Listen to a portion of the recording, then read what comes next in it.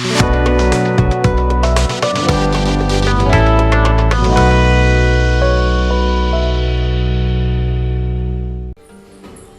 Back UK Infotech. நம்ம இந்த வீடியோவில் என்ன பார்க்க போகிறோம்னா இஃப் ரேங்க் அப்புறம் வந்து கண்டிஷனல் ஃபார்மேட்டிங்.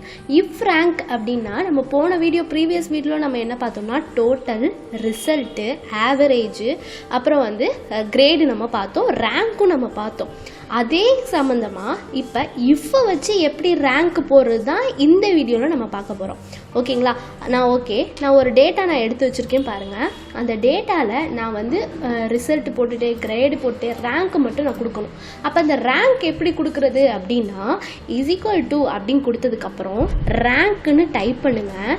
டைப் பண்ணிவிட்டு நீங்கள் டேபு கொடுத்துட்டு இதில் நம்பர், ரெஃபரன்ஸ், ஆர்டர் அப்படிங்கிறத கொடுக்கணும். கீழே உங்களுக்கு ஆட்டோமேட்டிக்காகவே வியூ ஆகும். நம்பர் என்ன நம்பர், ரெஃபரன்ஸாக என்ன நம்பர் எடுத்துக்கிறீங்க, அண்டு வந்து ஆர்டர் அப்படிங்கிறத கொடுத்துவோம். அப்போ நம்ம ரேங்க் போடுறத எதை வச்சு நம்ம போடுவோம்?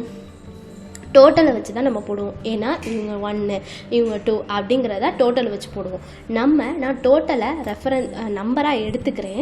அடுத்து நெக்ஸ்ட் ஒன் என்னன்னா ரெஃபரன்ஸ்னால் எதை வந்து ஃபுல்லாகவே ரெஃபரன்ஸாக எடுத்துக்கணும்? டோட்டலை ஃபுல்லாக ரெஃபரன்ஸாக எடுத்துக்கணும். நான் அதுக்கு என்ன பண்ணுறேன்னா நான் என்ன பண்ணுறேன், கிளிக் பண்ணி அப்படியே நான் ட்ராக் பண்ணேன்னா எனக்கு ஆட்டோமேட்டிக்காக அந்த ரெஃபரன்ஸ் அப்படிங்கிறத எடுத்ததுக்கப்புறம் ஆர்டர் எனக்கு அசெண்டிங் ஆர்டராக வேணுமா, டிசெண்டிங் ஆர்டராக எனக்கு வேணுமா அப்படிங்கிறது வியூ ஆகுது.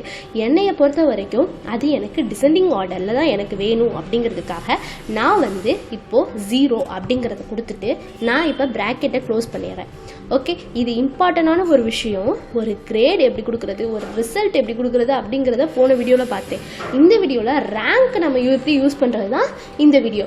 ஓகே, இப்போ நான் வந்து 0 அப்படிங்கிறத கொடுத்ததுக்கப்புறம் இப்போ நான் என்டர் கொடுத்தேன்னா எனக்கு 2 அப்படிங்கிறது வந்துச்சு. அப்போ நம்ம ட்ராக் பண்ணணும். ஓகேங்களா? இப்போ நான் ட்ராக் பண்ணேன்னா ஆட்டோமேட்டிக்காக எனக்கு என்ன வந்துச்சுன்னா 1 அப்போ வந்து சிக்கு எப்படி 1 ஃபஸ்ட்டு ரேங்க் வரும் சொல்லுங்கள்? அது வராது.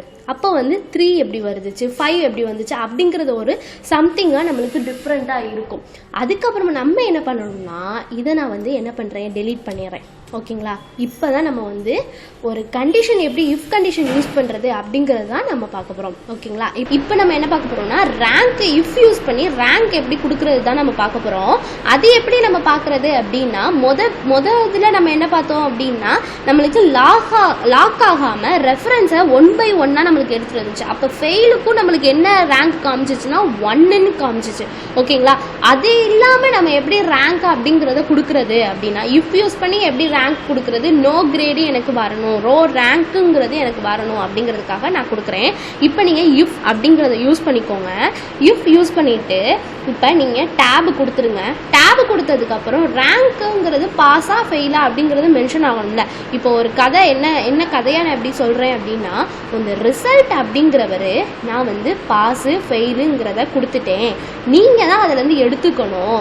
நோ கிரேடுங்க நோ ரேங்க்குங்கிறது நீங்கள் தான் எடுத்துக்கணும். நான் அதை எப்படி நான் கொடுத்துட்டேன், நீங்கள் எடுத்துக்கணும் அப்படிங்கிறதுக்காக இஃப் என்ன சொல்கிறாரு அப்படின்னா நான் வந்து ரெஃபரன்ஸாக நான் உன்னை எடுத்துக்கிறேன் அப்படின்னு சொல்லிட்டு பாஸை எடுத்துக்கிட்டாரு.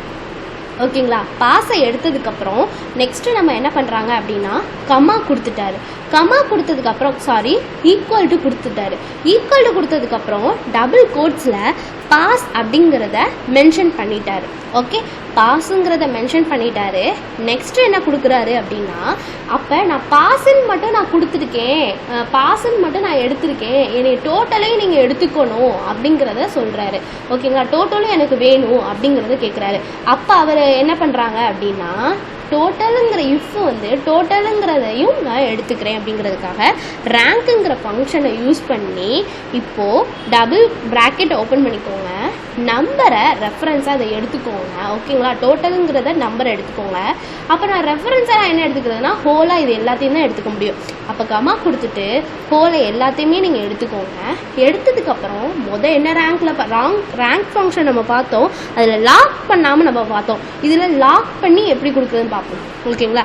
அப்போ அந்த மட்டும் நீங்கள் என்ன பண்ணிக்கிறீங்கன்னா செலக்ட் பண்ணிக்கோங்க. இப்போ இதை அப்படியே நான் செலக்ட் பண்ணி F4 நான் கொடுத்துக்கிறேன். F4 கொடுத்துட்டு நான் கமா கொடுத்துட்டேன்னா ஆர்டர் எந்த ஆர்டர் படி வரணும்னா 0 டிசைனிங் ஆர்டர் படி எனக்கு வரணும் அப்படிங்கிறத கொடுத்துட்டேன். ஓகே, இப்போ நான் வந்து ப்ராக்கெட்டை ரேங்க்குங்கிறத கொடுத்துட்டேன். ஓகே, நெக்ஸ்ட்டு என்ன அப்படின்னா வேல்யூ இஃப் ஃபால்ஸு. ஓகேங்களா, நம்ம என்ன பண்ணிட்டோம், ட்ரூவை வந்து ஃபால்ஸாக கொடுத்துட்டோம். லாஜிக்கல் டெஸ்ட்டை K2 ஓகேங்களா ரிசல்ட்டை கொடுத்துட்டோம் பேஸ் பண்ணி. ரேங்க்கு கொடுத்துட்டோம். அடுத்து ரேங்க் ஃபங்க்ஷன் யூஸ் பண்ணி இஃப்பை நம்ம கொடுத்துட்டோம், நம்பர் கொடுத்துட்டோம், ரெஃபரன்ஸாக எத்தனை எடுத்துக்கணும்னு சொல்லியாச்சு, அசெண்டிங் ஆர்டராக டிசெண்டிங் ஆர்டராக கொடுத்தாச்சு. நெக்ஸ்ட்டு ஃபால்ஸ் மட்டும் இருக்குது. அதை எப்படி கொடுக்குறதுனா டபுள் கோட்ஸில் நோ ரேங்க் அப்படிங்கிறத கொடுத்துருங்க. ஓகேங்களா, இப்போ கொட்டேஷனை க்ளோஸ் பண்ணிடுங்க. க்ளோஸ் பண்ணிட்டு இப்போ கொடுத்ததுக்கப்புறம் இப்போ என்டர் கொடுங்க.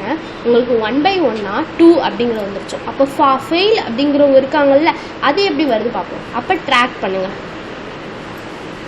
இப்போ நோ ரேங்க் அப்படிங்கிறது மென்ஷன் ஆயிடுச்சு. ஓகேங்களா, ஓகே, இந்த இதில் நம்ம ரேங்க் அப்படிங்கிறது மென்ஷன் ஆயிடுச்சு. அப்போ கண்டிஷனல் ஃபார்மேட்டிங் அப்படிங்கிறத நான் எப்படி யூஸ் பண்ணுறது அப்படின்னா ஈஸியான ஒரு விஷயம்தான். இப்போது நான் வந்து இதில் வந்து எனக்கு ஹைட் ஆகணும், யார் யார் ஃபெயிலு, யார் யார் வந்து எனக்கு ஹைட் ஆகணும், கலர் வரணும் அப்படிங்கிறதுக்காக நீங்கள் இங்கே ஹோமில் ஓகேங்களா ஹோம் டூலில் கண்டிஷனல் ஃபார்மேட்டிங் அப்படிங்கிறது இருக்கா. அப்போ நான் இது எல்லாத்தையும் நான் என்ன பண்ணிக்கிறேன்னா செலக்ட் பண்ணிக்கிறேன்.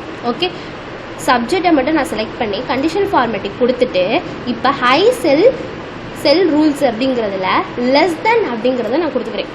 ஓகேங்களா, அப்போ லெஸ் தென்னா 35க்கு கீழே உள்ளவங்க எல்லாருமே எனக்கு ரெட் கலர் பண்ணி காமிக்கணும் அப்படிங்கிறதுக்காக 35க்கு லெஸ் தென் யார் யார் இருக்காங்கன்னு சொல்லிட்டு ரெட் கலர் வந்து எனக்கு டார்க் டெக்ஸ்ட் கொடுத்துக்கிறேன். ஓகேங்களா, இதுலேயே இருக்குது டெக்ஸ்ட்டு ரெட்டு கலரா இல்லை பாக்ஸு ஃபுல்லாக ரெட் கலரா அப்படிங்கிறது நான் ரெட் கலர் அப்படின்னு கொடுத்துட்டு ஓகே கொடுத்துட்டேன். அப்போ 35க்கு கீழே உள்ளவங்க இது எனக்கு எல்லாமே என்ன வந்துட்டாங்க. ஓகேங்களா, அப்போ வந்து இதை செலக்ட் பண்ணிட்டு அப்போ பாஸ் ஆனவங்க அப்படிங்கிறது வரும்ல. ஓகேங்களா, இல்லைன்னா மிடில் இருக்கிறவங்க அப்படிங்கிறது வரும்ல. அதே மாதிரி ஹைலைட் செல் ரூல்ஸில் போயிட்டு என்ன பண்ணுறீங்கன்னா ஈக்குவல் டு அப்படிங்கிறத கொடுங்க. இல்லைன்னா கிரேட்டர் தென் ஃபஸ்ட்டு நம்ம கொடுத்துருவோம். கிரேட்டர் தென் எவ்வளோக்கு மேலே இருக்கணும், ஒரு 50க்கு மேலே இருந்தாங்கன்னா அவங்க எல்லாம் க்ரீன்னு சொல்லிடணுமா. ஓகே, வேணாம், ஏன்னா நடுவில் உள்ளவங்க ரேஞ்ச் எனக்கு தெரியணும்ல. அதுக்காக நான் என்ன பண்ணுறேன்னா ஒரு 75க்கு மேலே உள்ளவங்க எல்லாருமே எனக்கு க்ரீன் கலர் பண்ணி காமிக்கணும் அப்படிங்கிறது. அப்போ 75 கொடுத்ததுக்கப்புறம் இதில் ரெட் கலர் இருக்குது, நான் க்ரீன் கலர் அப்படிங்கிறத மென்ஷன் பண்ணிக்கிறேன். அப்போ எனக்கு க்ரீன் கலர் வந்துடுச்சா. அப்போ 75க்கு மேலே உள்ளவங்க எல்லாருமே எனக்கு என்ன வந்துட்டாங்கன்னா க்ரீன் கலரில் வந்துட்டாங்க. திரும்ப செலக்ட் பண்ணுங்கள். ஓகேங்களா, பிட்வீன் ஓகேங்களா எதுலேருந்து இது வரைக்கும் 2 கலர் எனக்கு வரணும், ரெண்டுக்குள்ளே எவ்வளோ பேர் இருக்காங்க அப்படிங்கிறது வரணும்.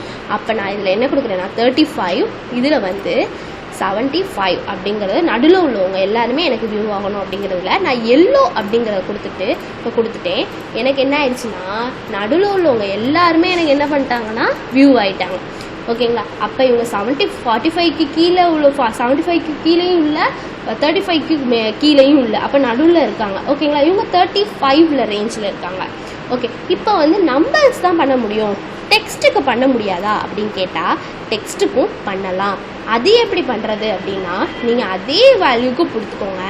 டெக்ஸ்ட் தட் கண்டைன்ஸ் அப்படிங்கிறத கொடுத்துட்டு இப்போ என்ன டெக்ஸ்ட் கொடுத்தோம்னா என்ன ஆகும். நான் இப்போ வந்து செலக்ட் பண்ணலை, இப்போ நான் செலக்ட் பண்ணிக்கிறேன்.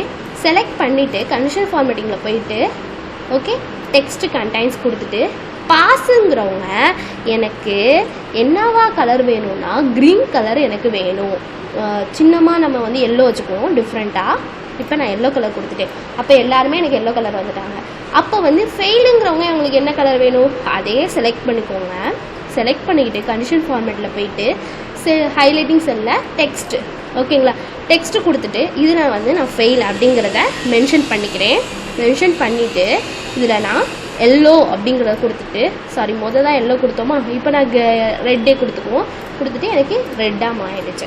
அப்போ டெக்ஸ்ட்டுக்கும் நம்ம வந்து என்ன பண்ணிக்கலாம்னா கண்டிஷனல் ஃபார்மேட்டிங் யூஸ் பண்ணலாம்.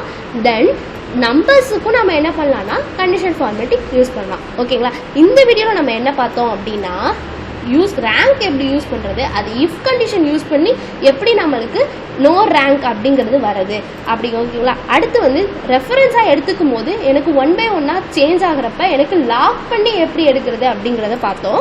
அடுத்து கண்டிஷன் ஃபார்மேட்டிங் எப்படி கலர்னால் சூஸ் பண்ணுறது பார்த்தோம். ஓகேங்களா, உங்களுக்கு புரிஞ்சிருக்கும்னு நினைக்கிறேன். Thank you so much.